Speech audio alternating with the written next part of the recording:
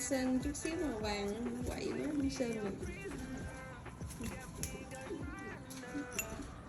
Chiếc à, chiếc mê ăn rồi nè.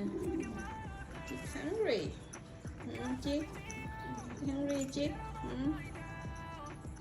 chiếc hungry rồi, khí thế rồi. Chiếc ăn khí thế lên chiếc.